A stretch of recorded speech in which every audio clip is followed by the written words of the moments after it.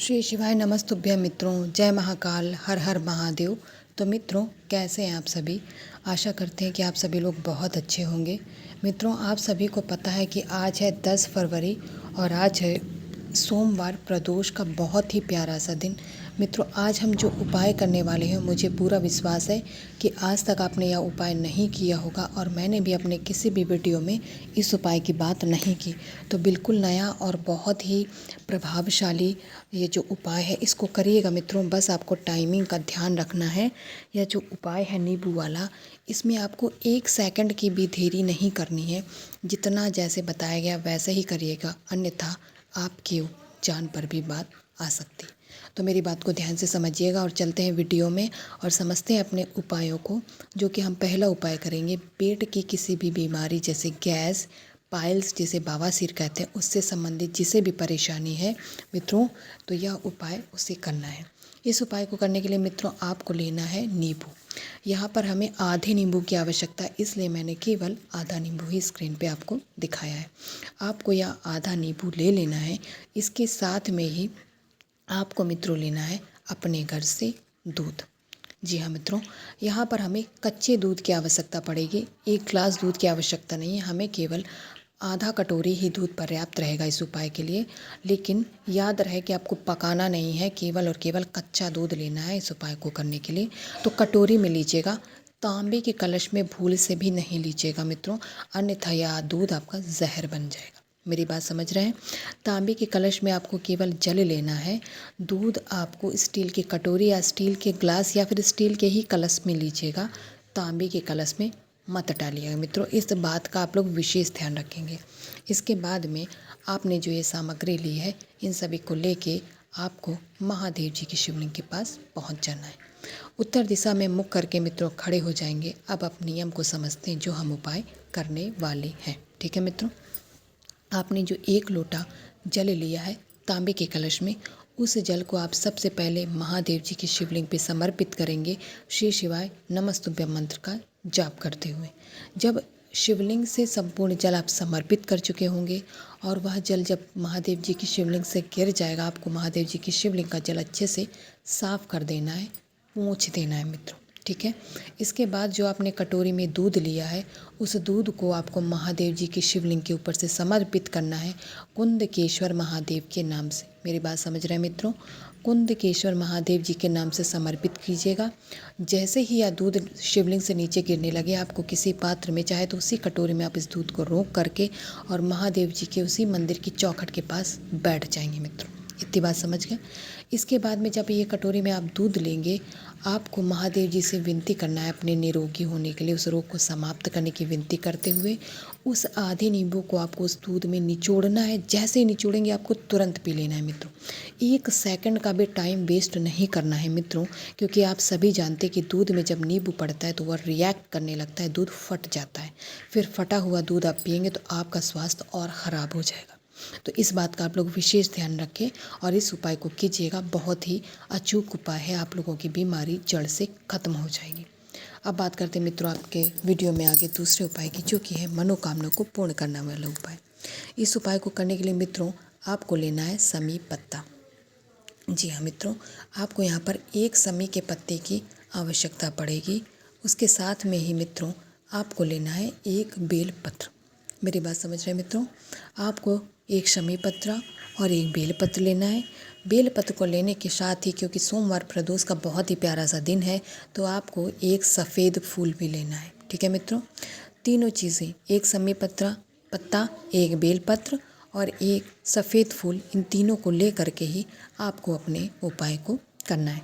इसके साथ ही मित्रों आपको लेना है अपने घर के तांबे के कलश में अपने घर का शुद्ध जल। लेकिन याद रहे, इन तीनों ही चीज़ों को आप इस कलश के अंदर नहीं डालेंगे, बल्कि आप केवल अपने हाथों में ही पकड़े रहेंगे। आपको जल में कुछ भी नहीं डालना है।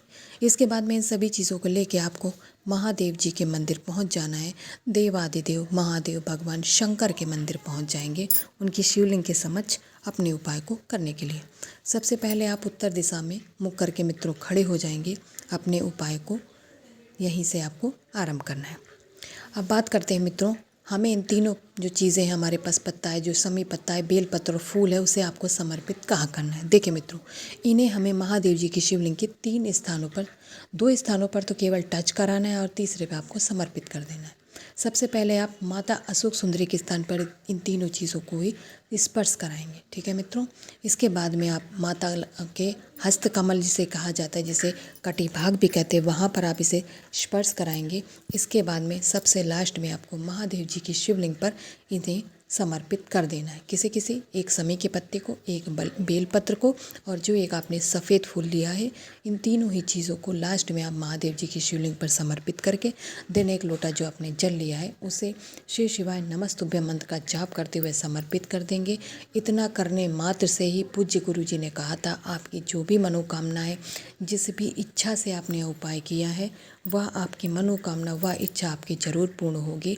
तो मित्रों, आप लोग इस उपाय को करना मत भूलिएगा। सोमवार प्रदोष का दिन है, बहुत ही प्यारा सा दिन है, बहुत ही अच्छा संयोग बन रहा है। तो आप लोग अपनी मनोकामनाओं को पूर्ण करना मत भूलिएगा। इस उपाय को ज़रूर से ज़रूर करिएगा। ठीक है मित्रों। तो अपने वीडियो में हमने 2 उपायों की बात कर ली है। अब आगे बात करते हैं वीडियो में अपने आज के हम करने वाले सबसे अंतिम उपाय की, जो कि हम सोमवार प्रदोष के दिन ही करेंगे। ठीक है मित्रों। तो तीसरा और अंतिम उपाय है मित्रों, बीमारी नाशक उपाय। जी हाँ मित्रों, यह बीमारी नाशक उपाय है। इस उपाय को करने के लिए आपको खड़ी हल्दी की आवश्यकता पड़ेगी। खड़ी हल्दी आसानी से मिल जाती है, बहुत सारे लोगों के घरों में भी। अगर नहीं मिलती तो आप दुकान में आसानी से मिल जाएगी। आपको खड़ी हल्दी ले आनी है और इस उपाय के लिए केवल और केवल 1 गांठ की ही आवश्यकता पड़ने वाली। ठीक है मित्रों।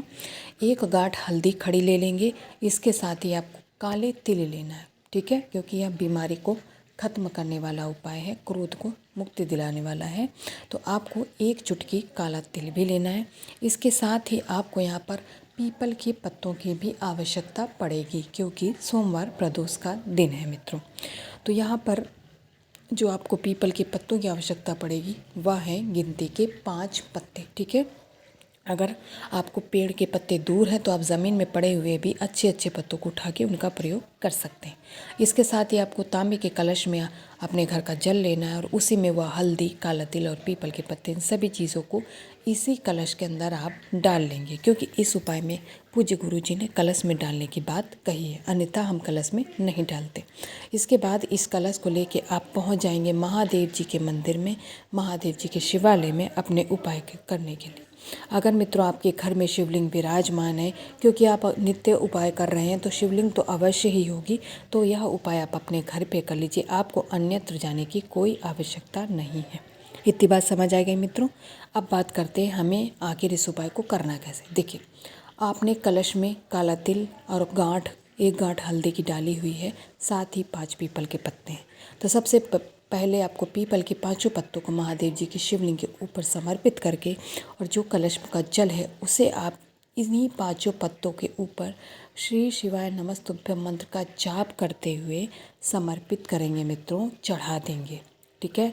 साथ में ही आपको नाम कौन सा लेना है, अवधूतेश्वर महादेव का नाम लेते हुए महादेव के अवधूत रूप से आपको निवेदन करना है, उस रोग को समाप्त करने की निवेदन करना है, उस व्यक्ति को स्वस्थ करने की विनती करते हुए आपको उस कलश का संपूर्ण जल इन्हीं 5 पत्तों के ऊपर क्या करना है मित्रों, समर्पित कर देना है।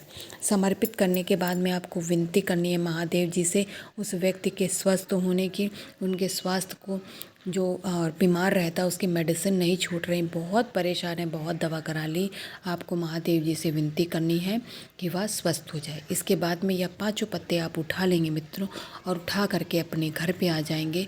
जो भी रोगी व्यक्ति है जिसके लिए आपने उपाय किया है, उस व्यक्ति के ऊपर आपको इन्हीं पत्तों में लगे हुए जल को छिड़काव करना। इन पत्तों को जब उस व्यक्ति के ऊपर आप हिला देंगे, उनका जो जल है उस व्यक्ति के शरीर पे पड़ जाएगा।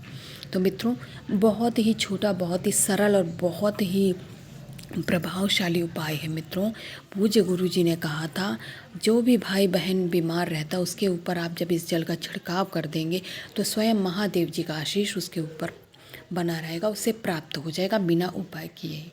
तो मित्रों, सोमवार प्रदोष के दिन इन तीनों उपायों को आप लोग करने की कोशिश जरूर करिएगा। महादेव जी का आशीष आप सब पर बना रहेगा। श्री शिवाय नमस्तुभ्यं।